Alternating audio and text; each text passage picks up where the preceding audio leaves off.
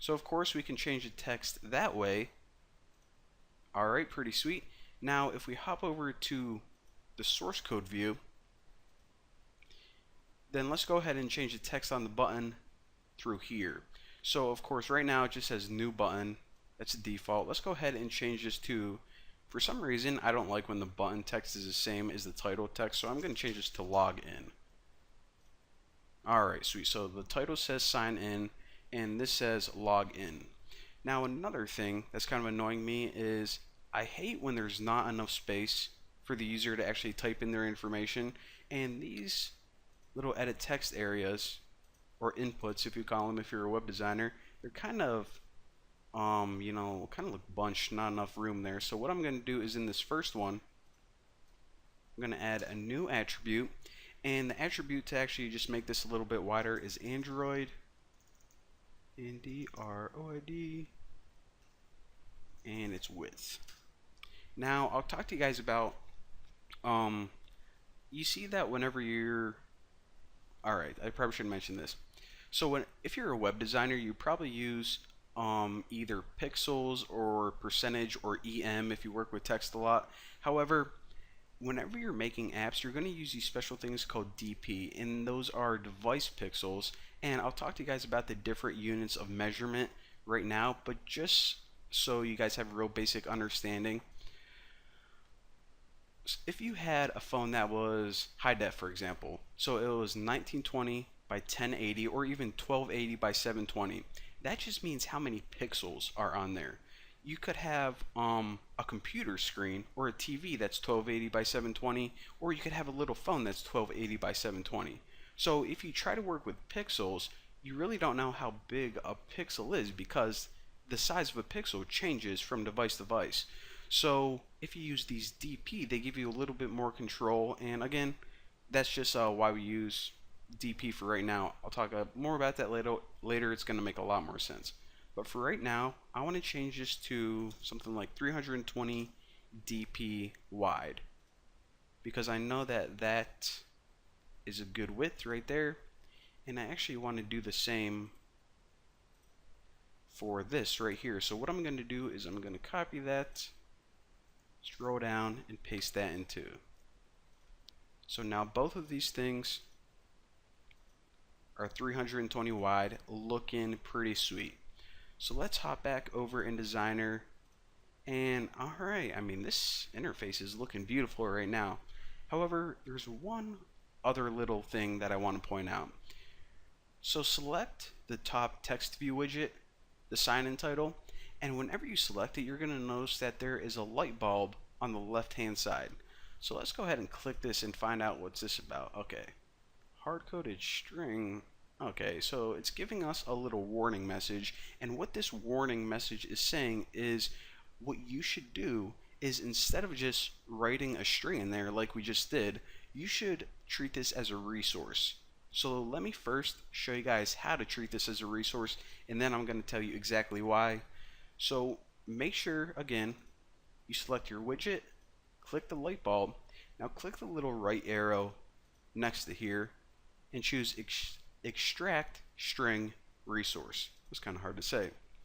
So right here, what we're pretty much doing is, I don't want to say that this is a variable because it's technically a resource, but if you never worked with like XML before, or resources, or you never developed for Android before, you're probably not really familiar with this. What we pretty much need to do is give a nickname to this string. So I'm just going to name it something like sign in title, and then that's it. Click OK. Now as you can see, what's going to happen is, instead of sign in title like we had, it changes to this weird @string sign in title thing. So let's hop over in the source code and look what's going on. So of course it changed back to sign in as it should, but if we look at the text now, we still have a reference to the resource instead of the string itself. So what exactly is happening? Well, to understand, what we need to do is we actually need to open a new file, and this file is under app, just like before, res. This actually stands for resource. Now under values, you're going to have a file called strings.xml. Now, all right, let me adjust my seat because I'll explain this. So the reason that we needed to make this a resource is because we're pretty much saying put all of the strings in one place, in one file, and then I'm just going to reference them through XML. So again, whenever we reference a string, it's going to look in this file, it's going to look for that resource name, and this one was sign in title, and then it's going to say, okay, that was actually equal to sign in. So that's the value of this. Now, if we did something like sign in with an exclamation mark, we can just switch over and that would change, no problem. So again, what we're doing is we're pretty much putting a placeholder right here and it references something else. Now you were wondering, okay, well, what was the problem with just writing sign in my source code right here? Why'd it give me a hard time?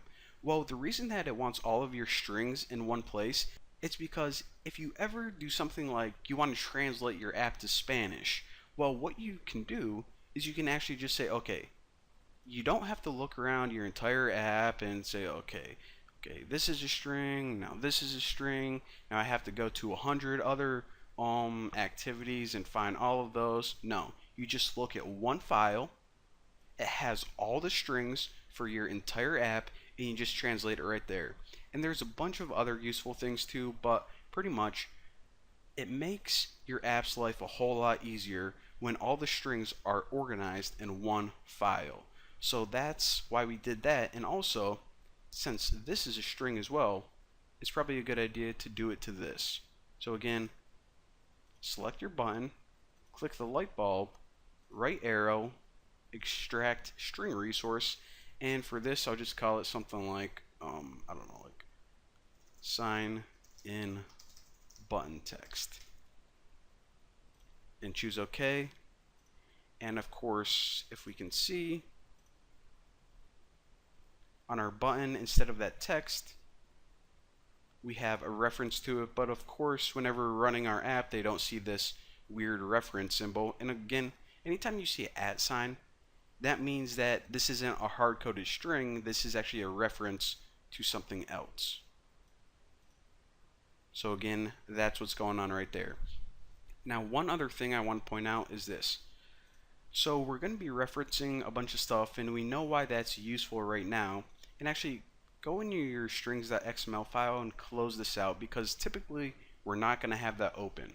However, what if you wanted to change the text to this? Well, you can go back in the folder, go all the way, find that file again, but that takes a lot of time. So instead, what you can do is in the source code, that XML, press down Control on your keyboard, and you see whenever you do this, then you can actually hover over these references. Now click, and whenever you click it, it opens up that file again.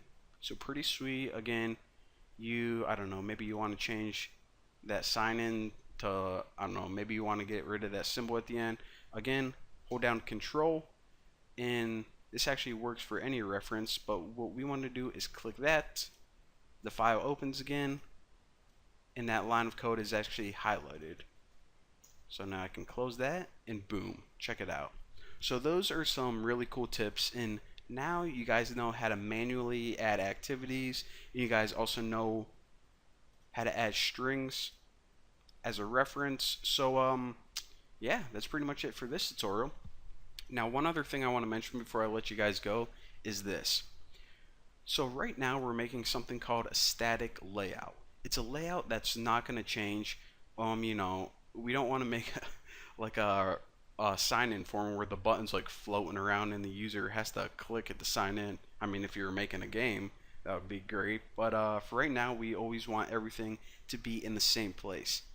However, there are going to be some layouts, maybe like the stream, if you're reading like a bunch of posts, that actually change. So of course that feed goes up and down as you scroll with your thumb, and also with games, you know, maybe there's like a bird flying around that you have to click, or maybe you have to like make tanks that are moving around.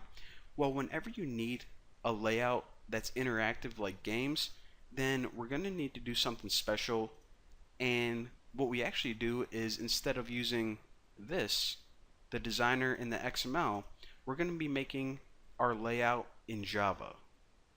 It's going to be pretty sweet, but also pretty easy to understand. So yeah, I'm pumped up. That's what I'm going to be teaching you guys in the next tutorial, how to make interactive layouts. So for now, thank you guys for watching. Don't forget to subscribe, and I will smell you later.